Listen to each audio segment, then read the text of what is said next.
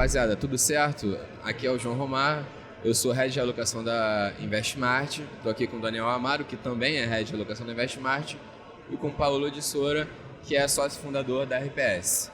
A gente vai conversar um pouquinho sobre o cenário macro, né? Ver quais são as visões do Paulo e da RPS, dos fundos da RPS, frente ao cenário atual. E eu queria começar pedindo, Paulo, se apresenta rapidinho, fala um pouquinho da sua história. A gente sabe que você tem mais de 25 anos de mercado, onde você começou, assim, uma breve introdução, né? Obrigado, João. Obrigado, Daniel.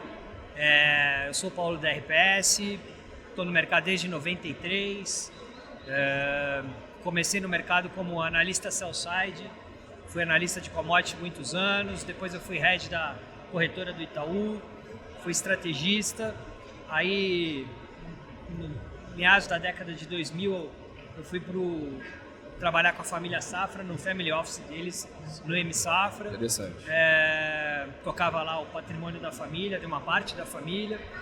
E aí, em 2013, eu saí do family office, montei a RPS, nós estamos fazendo 10 anos agora, tem 10 anos de história a empresa, uma empresa assim fantástica, nós somos 37 pessoas lá na companhia, no time de gestão são 22 pessoas, a gente tem uma grade de produtos bem grande, desde o fundo long only, fundo Total Return, que é o fundo mais antigo da casa, sim. Todo mundo conhece o RPS Total Return. É o que tem o maior patrimônio, né? O maior patrimônio e é o fundo mais antigo, tem 10 anos de cota, mas a gente também tem um long bias, a gente tem um multimercado macro, tem uma família de previdências ligados a esses produtos, com previdência ações, com previdência multimercado.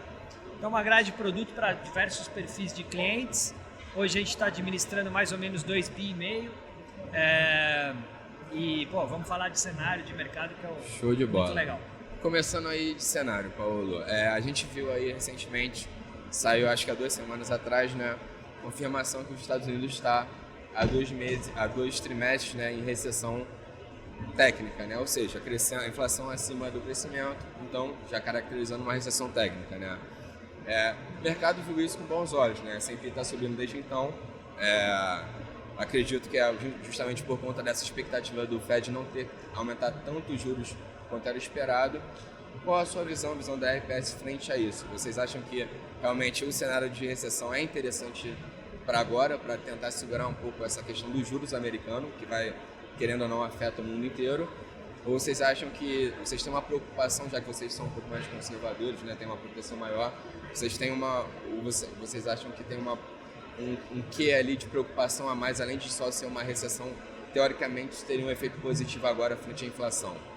Então, João, eu acho assim, o Banco Central estava muito focado, o Banco Central americano estava muito focado em inflação. Quando você olha, preço de commodities começou a cair. Você vê dados do setor de housing começarem a cair nos Estados Unidos. A indústria manufatureira mostrando sinais de fraqueza já. Algumas questões muito importantes de inflação, que foi o engargalamento das cadeias produtivas de setores como semicondutor, começando a desengargalar. Sim. Então, a gente acha que a gente já está adiantado nesse ciclo de ajuste, tanto da economia real, que já está começando a sentir o efeito de política monetária, o efeito do quantitative tightening, o efeito de uma redução do impulso fiscal que rolou nos Estados Unidos, e por outro lado as expectativas de inflação já começando a ceder bastante, nas curvas de 2 anos, nas curvas de 3 anos, de 5 anos. Então, uma boa parte do trabalho do Fed foi feito. Quanto foi feito não dá para saber. E aí, nessa última ata do Fed, ele começou a falar um pouquinho sobre atividade. Ele falou, estou preocupado com a inflação, não debelei ainda a questão, eu tenho um trabalho para fazer, mas estou começando a ver já um enfraquecimento forte da atividade econômica nos leading indicators e, portanto, eu já não estou naquela do só inflação. E aí, quando ele fala isso, ele dá uma visão um pouco mais dove, um pouco mais preocupada com a atividade. Então, não vou tanto no juro mais. Eu ainda tenho um trabalho para fazer, mas já estou começando a ver uma atividade desacelerar. Esse é um ponto adiantado do ciclo, onde você começa a ver mais apetite para a tomada de risco. Mais ou menos que nem está acontecendo aqui no Brasil. Quer dizer, o Banco Central brasileiro fez agora ontem, inclusive, um aumento de taxa de juros. que provavelmente é a última, se não for a última tem uma adicional de 25 flat, bases. E aí, cara, é atividade. A atividade começa a desacelerar e aí a gente já está num ponto mais adiantado no ciclo. A gente viu as bolsas americanas reagindo e quando a gente leu a ata e viu a entrevista do Powell na semana passada, a gente entendeu ela como uma pequena porta para tomar risco. E aí a gente aumentou os riscos direcionais das carteiras. Eu acho que como a gente está vendo ainda uma desaceleração forte de atividade, é uma carteira que tem pouco a ver com o PIB. Eu não quero comprar PIB na veia, porque o PIB está caindo e vai cair relativamente bastante. Também, né? A questão da desaceleração econômica, inclusive com recessão americana. Mas, por exemplo, ativos de duração longa, que se beneficiam de um juro longo caindo. Porque quando ele começa a ficar menos preocupado com inflação e mais preocupado com a atividade, o juro longo começa a ceder. E é isso que a gente está vindo. O 10 anos americano chegou a bater 3,40, 3,50, está 2,60. E aí esses ativos que foram odiados até recentemente, esses ativos de duração longa, que tem mais a ver com a curva longa de taxa de juros, começam a tradear melhor. São normalmente empresas que têm menos a ver com o PIB, Google da vida, Apple da vida, são empresas que crescem, empresas que crescem meio ganhando market share, empresas líderes e que tem um fluxo de caixa muito lá na frente. E a gente fez isso, a gente montou uma carteira que tem bastante coisa de duração longa com um perfil de qualidade.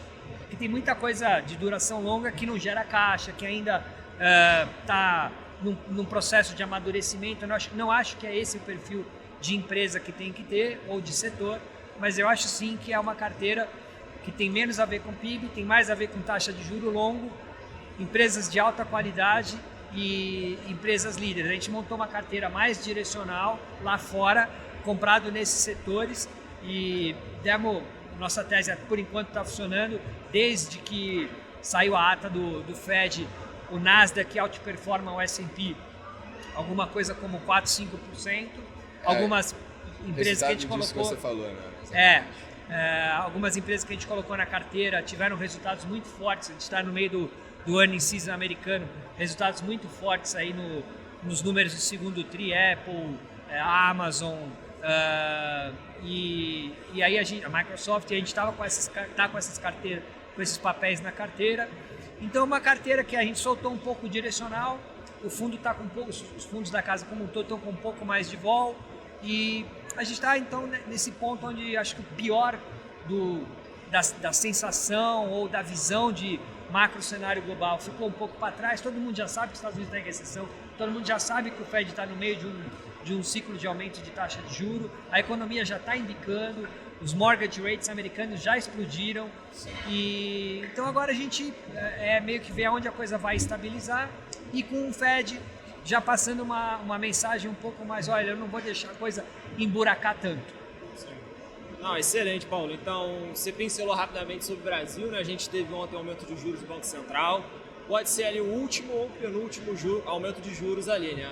Vocês hoje têm uma visão um pouco mais defensiva com o Brasil, muito pela questão política, que a gente vai passar nos próximos 2, 3 meses.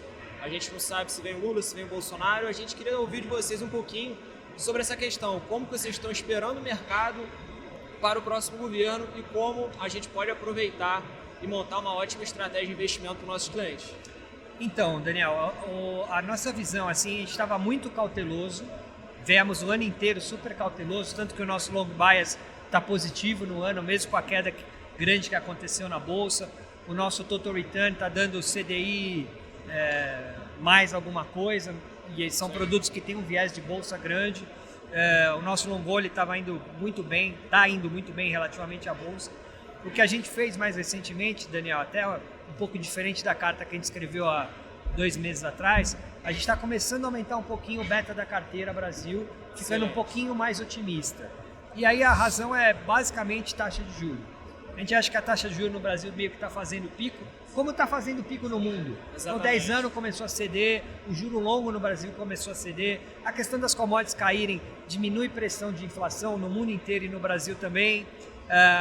Então a gente começou a ficar um pouco mais otimista com taxa de juros. E quando a taxa de juros começa a cair, e a taxa de juros longa começa a cair, você começa a aumentar um pouco o beta da sua carteira para coisas mais domésticas, com um viés um pouco mais cíclico, mas ainda com um perfil relativamente conservador. Não estamos indo para aquela coisa das empresas mais alavancadas, daquelas que mais dependem de confiança do consumidor, mais dependem de crédito. Acho que ainda não é esse momento, Sim. mas a gente começou a soltar um pouco o beta da carteira para coisas um pouco mais cíclicas. E aí, alguns setores que vale a pena mencionar: construtora de baixa renda, que se beneficiam, obviamente, no ambiente de taxa de juros mais baixa, vão se beneficiar de um ambiente de inflação um pouco mais controlada na parte de custo de construção. É um setor que tende a ter incentivo tanto no governo Bolsonaro, eles até anunciaram flexibilização nas faixas de renda ali do financiamento do Casa Verde e Amarela, mas também eu tenho certeza que se o Lula for eleito vai ter aquele viés de Minha Casa Minha Vida, que sempre teve. Então, talvez até um programa de aceleração do crescimento 2.0. Isso, eu acho que pode ter, e acho que construtora de baixa renda deve ir bem. É uma das coisas que a gente andou acrescentando na carteira. A gente tem algumas coisas de varejo, mas ainda com perfil de alta renda, a turma que sofre menos com desaceleração econômica, com renda. Então, um grupo Soma da Vida, Vivara, são alguns nomes que a gente tem na carteira com um perfil de consumo, mas ainda privilegiando o consumidor de alta renda. E no setor de elétricas, a gente tem uma posição importante em Eletrobras, que a gente já está falando há bastante tempo, e tem uma posição em Ômega. Ômega é uma história muito interessante porque a ação caiu bastante aí nos últimos 12 meses, muito por conta de taxa de juros. A Ômega é uma empresa alavancada, que tem uma relação dívida, geração de caixa relativamente alta.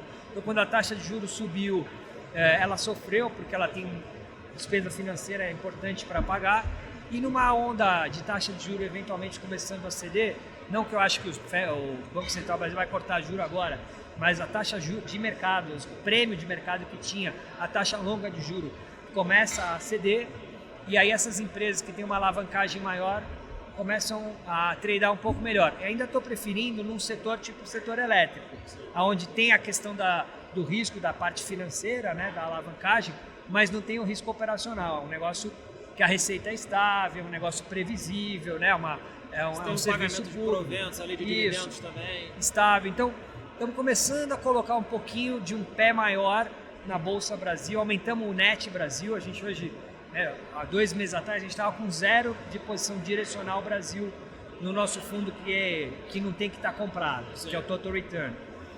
Hoje a gente já está com uns 30% de net comprado no Brasil. Então aumentou um pouquinho o otimismo.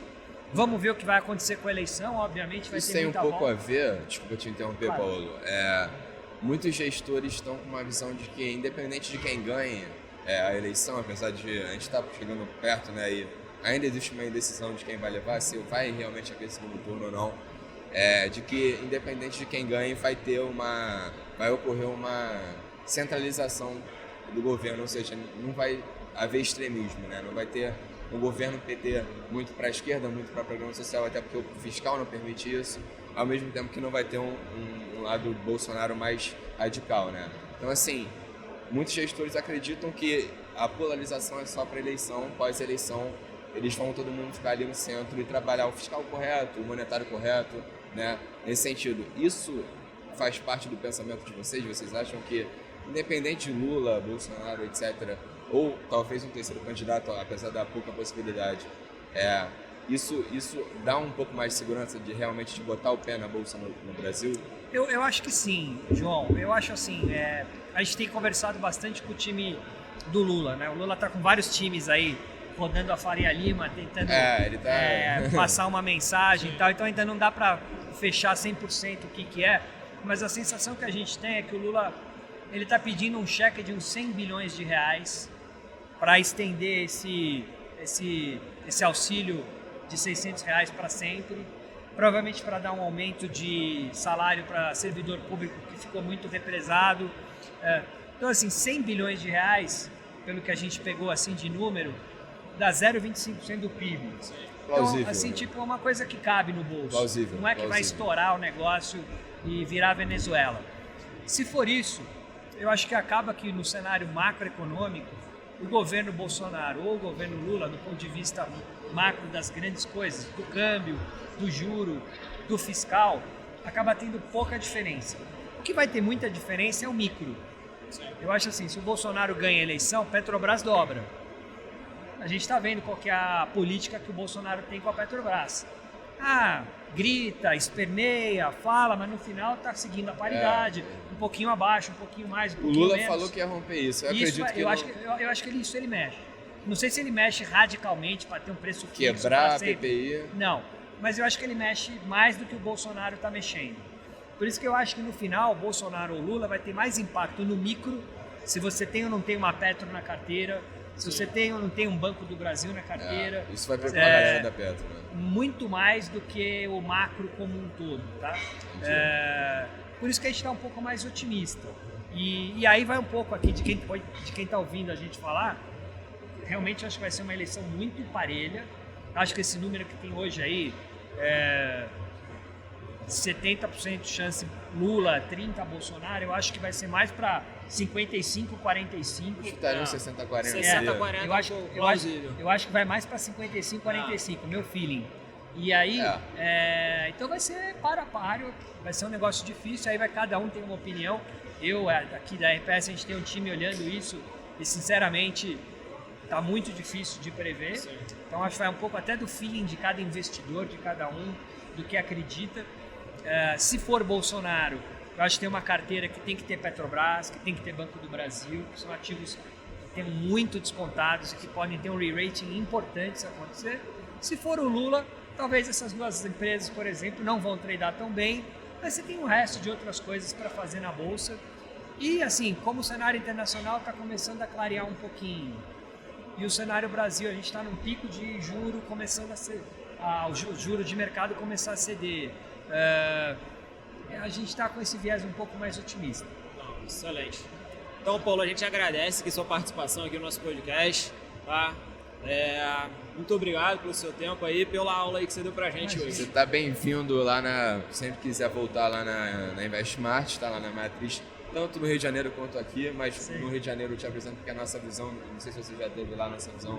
Opa, já tive lá e já bati o golzinho. Tá certo. Já bati até o golzinho. Tem que aproveitar. Negócio incrível, incrível. Show de bola. Então, eu sou fã da InvestSmart, acho um dos escritórios mais fantásticos aí da... presença física a gente dá um banho, né? Vocês são um negócio, calor um case para ser estudado. Parabéns, e eu que agradeço o convite e a RPS está sempre à disposição. Show de bola, Paulo. Show de bola, muito obrigado. Obrigado aí pelo seu tempo. Valeu, pessoal. Até a próxima. Gente, até a próxima. Um abraço.